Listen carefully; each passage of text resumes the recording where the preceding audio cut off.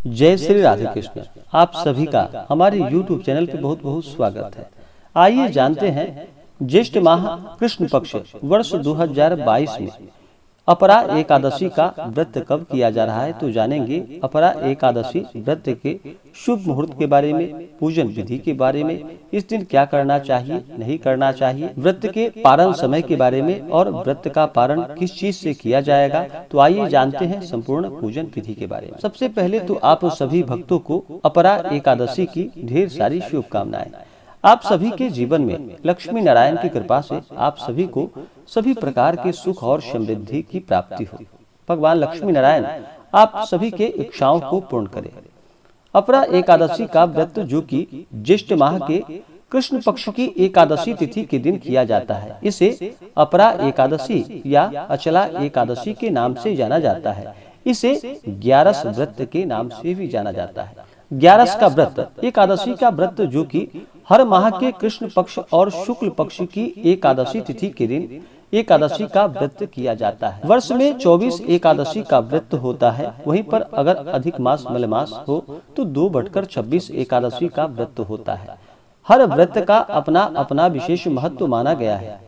उसी प्रकार से ज्येष्ठ माह के कृष्ण पक्ष में पड़ने वाली एकादशी का अपना विशेष महत्व माना गया है। इस दिन भगवान विष्णु, माता लक्ष्मी और भगवान विष्णु के त्रिविक्रम स्वरूप का पूजन किया जाता है। तो आइए जानते हैं विशेष प्रकार से इन सभी के बारे में। संपूर्ण जानकारियां की प्राप्ति के लिए आप सभी भक्तों से अनुरोध है कि आप अंत तक जरूर सुने।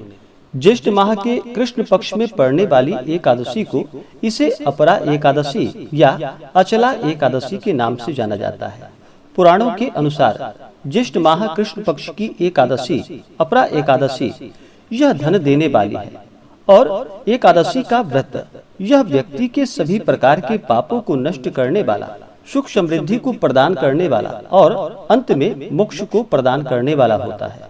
धर्म शास्त्रों के अनुसार अपरा एकादशी के व्रत को करने से गर्भपात, ब्रह्म हत्या, राक्षस योनि, झूठ, बुराई, अन्य पापों से मुक्ति प्राप्त होती है। इस व्रत को करने से मनुष्य को तीनों पुष्करों में स्नान के समान, गंगा जी के तट पर पिंडदान के समान और कार्तिक माह में स्नान के समान, सूर्य चंद्र ग्रहण में कुरुक्षेत्र में यज्ञ, दान एवं स्नान के पुण्य के समान फल प्राप्त होता है। जो व्यक्ति पूरे श्रद्धा भक्ति भाव के साथ, विधि विधान के साथ अपरा एकादशी के व्रत को करते हैं, उसे सौभाग्य की प्राप्ति, पापों से मुक्ति तथा मृत्यु के बाद भगवान विष्णु की धाम की प्राप्ति होती है।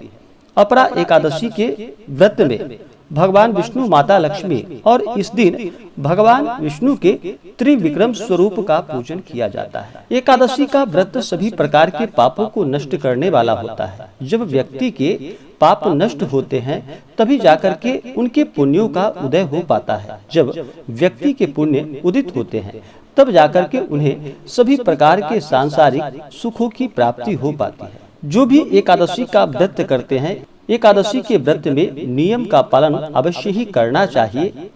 जब आप किसी भी प्रकार के कार्य को नियम के अनुसार श्रद्धा भक्ति भाव के साथ अगर उस कार्य को करते हैं तो वह अवश्य ही सफल होता है।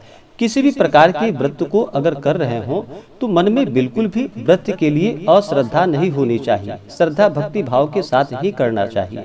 अगर व्रत के लिए मन में अश्रद्धा हो, अविश्वास हो तो उस व्रत को नहीं करना चाहिए। वह व्रत निष्फल ही माना जाता है। जब आप प्रभु के पास अपने सभी प्रकार के अहंकार, क्रोध को त्याग करके अगर प्रभु के चरणों में जाते हैं तो प्रभु अवश्य ही अपना कृपा प्रदान करते हैं। एकादशी के व्रत में दशमी तिथि, एकादशी तिथि और द्वादशी तिथि, इन 3 दिनों तक नियमों का पालन करना पड़ता है।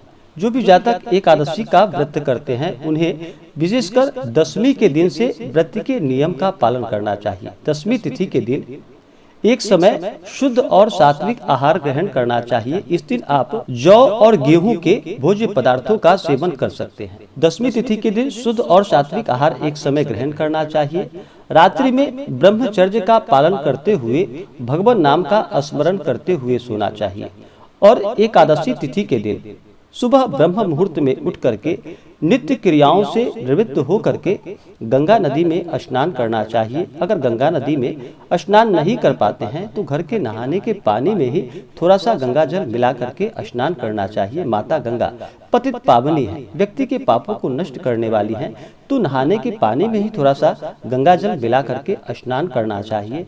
शुद्ध वस्त्र धारण करना चाहिए और सबसे पहले तो भगवान सूर्य देव को अर्घ्य देना चाहिए। भगवान सूर्य देव प्रत्यक्ष रूप में देवता माने जाते हैं और आरोग्य को प्रदान करने वाले हैं, तो भगवान सूर्य देव को अवश्य ही अर्घ्य प्रदान करें। उसके बाद व्रत का संकल्प लेना चाहिए और भगवान श्री हरि से प्रार्थना करनी चाहिए कि हे भगवान विष्णु, माता लक्ष्मी, आज मैं आपके अफरा एकादशी, अचला एकादशी का व्रत करने जा रहा हूँ या करने जा रही हूँ। इस प्रकार से भगवान से प्रार्थना करनी चाहिए। आपके मन में जो भी इच्छा हो, जो भी कामना हो, वह कहनी चाहिए और भगवान से प्रार्थना करें कि यह व्रत मेरा सफलता पूर्वक पूर्ण हो। इस प्रकार से भगवान से प्रार्थना करते हुए दिन भर उपवास रहते हुए इस व्रत को करना चाहिए।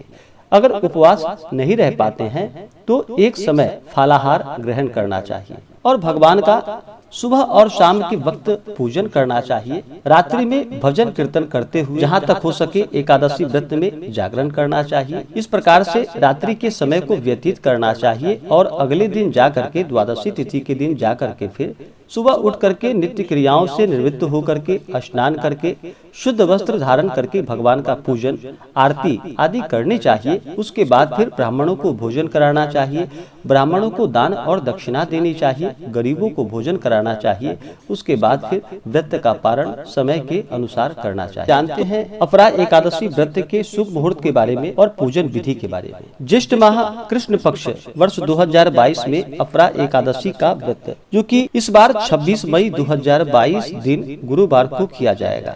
एकादशी तिथि प्रारंभ समय 25 मई 2022 दिन बुधवार सुबह 10:34 और एकादशी तिथि की समाप्ति होगी 26 मई 2022 दिन गुरुवार सुबह 10:56 पे। तो हमें शुद्ध रूप से और द्वादशी युक्त जो समय प्राप्त हो रहा है वह समय हमें 26 मई 2022 को ही प्राप्त हो रहा है। तो जो भी वैष्णव हैं, गृहस्थ हैं, सभी 26 मई 2022 दिन गुरुवार को एकादशी का व्रत करेंगे और इस व्रत के नियम का पालन दशमी तिथि के दिन से ही करना चाहिए। तो दशमी तिथि यानी कि 25 मई 2022 दिन बुधवार से व्रत के नियमों का पालन करना चाहिए और इस व्रत का पारण जो कि 27 मई 2022 दिन शुक्रवार को इस व्रत का पारण किया जाएगा। अपरा अचला एकादशी व्रत का पारण जो कि तिलेन पारणम यानी कि तिल से इस व्रत का पारण किया जाएगा। यह संभव ना हो तो आप तुलसी दल फल से पारण कर सकते हैं। पारण जो कि 27 मई 2022 दिन शुक्रवार को किया जाएगा और पारण का समय सुबह 5:25 से सुबह 8:10 तक इस व्रत का पारण किया जाएगा। ध्यान रखें कि एकादशी तिथि के दिन तुलसी पत्र नहीं तोड़नी चाहिए। एकादशी से पहले ही आपको पूजन के लिए, भगवान के नैवेद्य का भोग लगाने के लिए या पारण के लिए आप तुलसी दल तोड़कर पहले से ही रख ले, उसके बाद ही उसका प्रयोग करना चाहिए। एकादशी तिथि के दिन नक्षत्र जो कि रेवती नक्षत्र रात्रि 12:40 तक। इस दिन योग जो कि आयुष्मान योग रात्रि 10:14 तक। उसके बाद सौभाग्य योग, सर्वार्थ सिद्धि योग भी इस दिन होगा जो कि बड़ा ही पुण्यदायक होता है। वह 26 मई सुबह 5:46 से 27 मई दोपहर 12:58 तक सर्वार्थ सिद्धि योग होगा। एकादशी तिथि के दिन राहु काल का समय जो कि दोपहर 1:36 से दोपहर 3:58 तक। एकादशी तिथि के दिन सूर्योदय समय सुबह 5:09 और सूर्यास्त शाम 6:41। हर माह के कृष्ण पक्ष और शुक्ल पक्ष की एकादशी तिथि के दिन एकादशी का व्रत किया जाता है।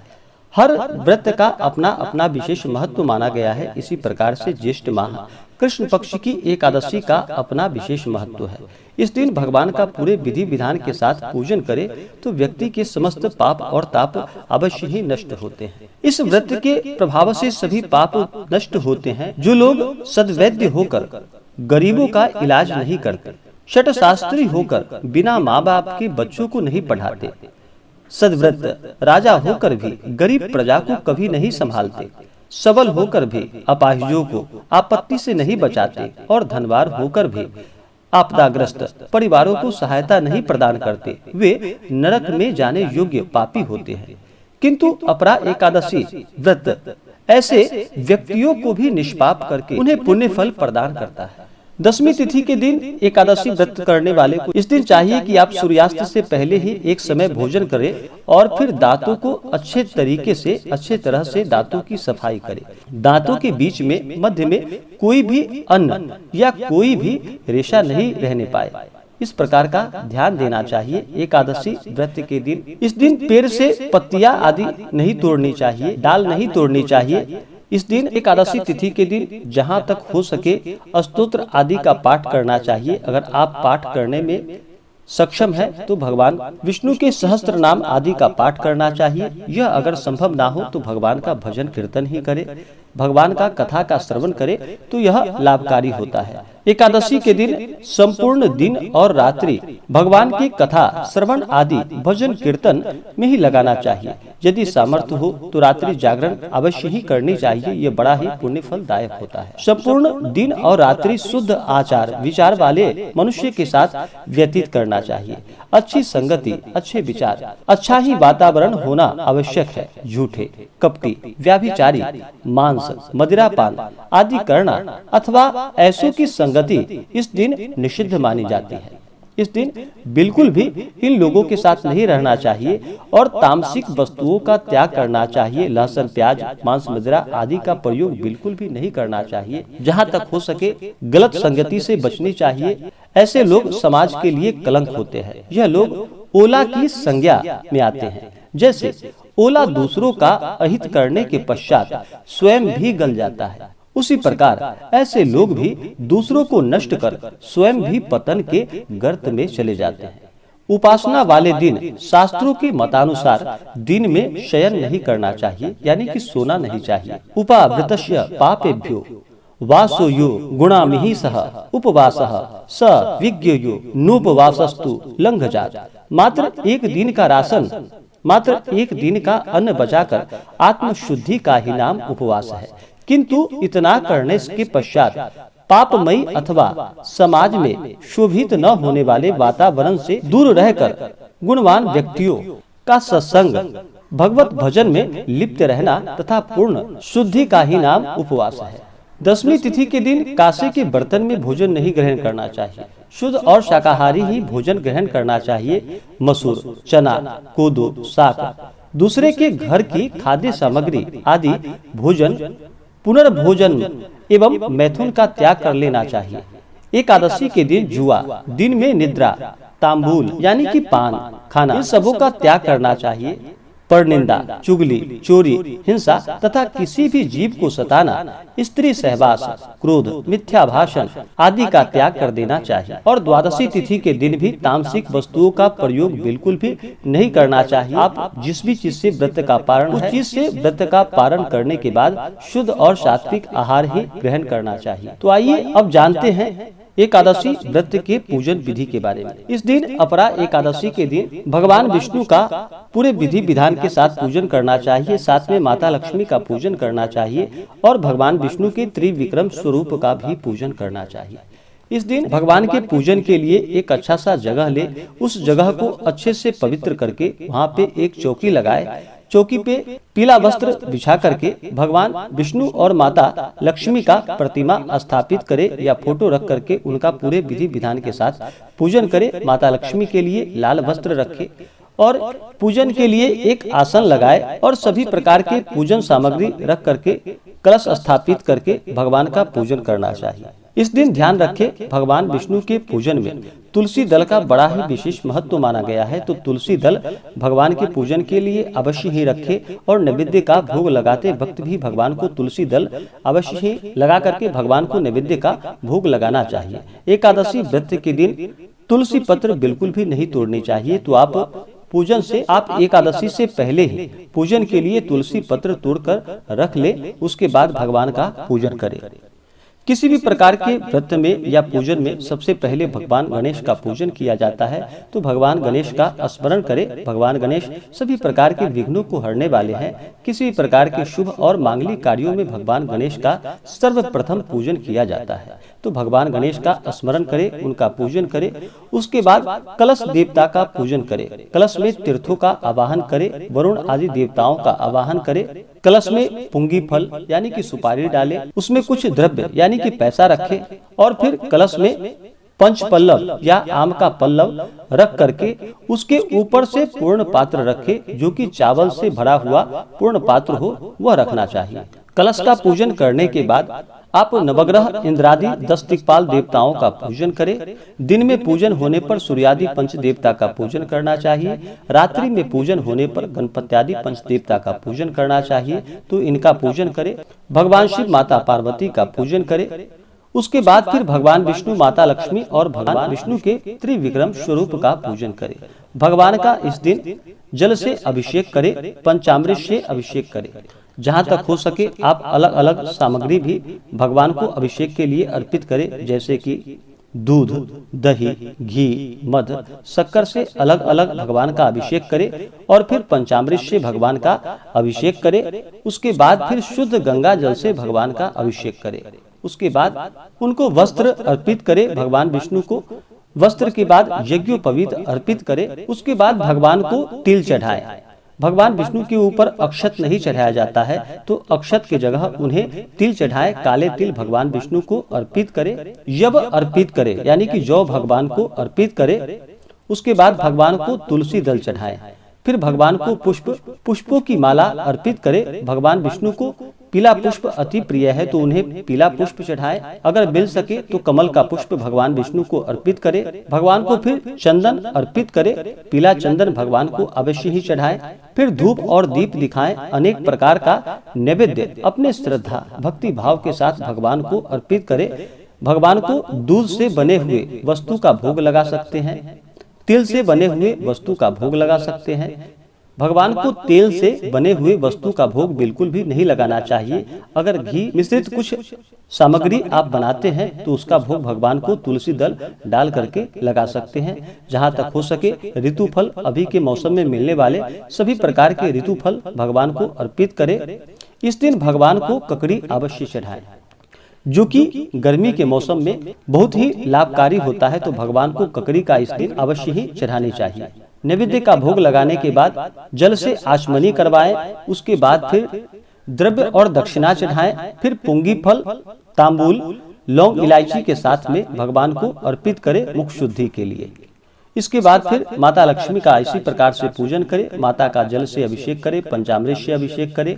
माता लक्ष्मी को लाल वस्त्र अर्पित करें, श्रृंगार की वस्तुएं अर्पित करें। फिर अक्षत, चंदन, पुष्पों की माला माता लक्ष्मी को अर्पित करें। महिलाएं माता लक्ष्मी को सिंदूर अर्पित करें और पुरुष माता लक्ष्मी को चंदन अर्पित करें। उसके बाद फिर धूप और दीप दिखाएं। अनेक प्रकार का नैवेद्य अर्पित करें। नैवेद्य के बाद आचमनी के लिए जल चढ़ाएं। उसके बाद फिर पुंगी फल, तांबूल अर्पित करें, द्रव्य दक्षिणा चढ़ाएं। भगवान त्रिविक्रम का भी इसी प्रकार से पूजन करें। भगवान त्रिविक्रम का जल से अभिषेक करें, पंचामृत से अभिषेक करें, शुद्ध गंगा जल से अभिषेक करें। उन्हें वस्त्र अर्पित करें। फिर अक्षत, चंदन, पुष्पों की माला अर्पित करें। फिर उसके बाद पुष्पों की माला अर्पित करें। धूप और दीप दिखाएं। अनेक प्रकार का नैवेद्य अर्पित करें। फिर आचमनी के लिए जल चढ़ाएं, द्रव्य दक्षिणा चढ़ाएं, पुंगी फल, तांबूल अर्पित करें। इसके बाद फिर अपरा एकादशी, अचला एकादशी व्रत का कथा श्रवण करें। भगवान विष्णु के स्तोत्र आदि का पाठ करें या श्रवण करें। उसके बाद फिर भगवान की आरती करें। इसी प्रकार से भगवान का पूरे विधि विधान के साथ पूजन करना चाहिए। रात्रि में भजन कीर्तन करते हुए समय को व्यतीत करना चाहिए और अगले दिन जाकर के फिर समय के अनुसार का पारण करना चाहिए। इससे अनंत गुना पुण्य फलों की प्राप्ति होती है। तो आशा करता हूँ कि जानकारी आपको अच्छा लगा हो। ऐसे ही ज्ञानवर्धक जानकारियाँ प्राप्त करते रहने के लिए हमारे इस चैनल पे अगर आप नए हैं तो चैनल को लाल बटन दबा करके सब्सक्राइब करें, साथ में बेल आइकन घंटी को दबाएं ताकि मेरे वीडियो का नोटिफिकेशन आपको समय समय से मिलता रहे। वीडियो को लाइक करें, शेयर करें। जय श्री राधे कृष्ण। धन्यवाद।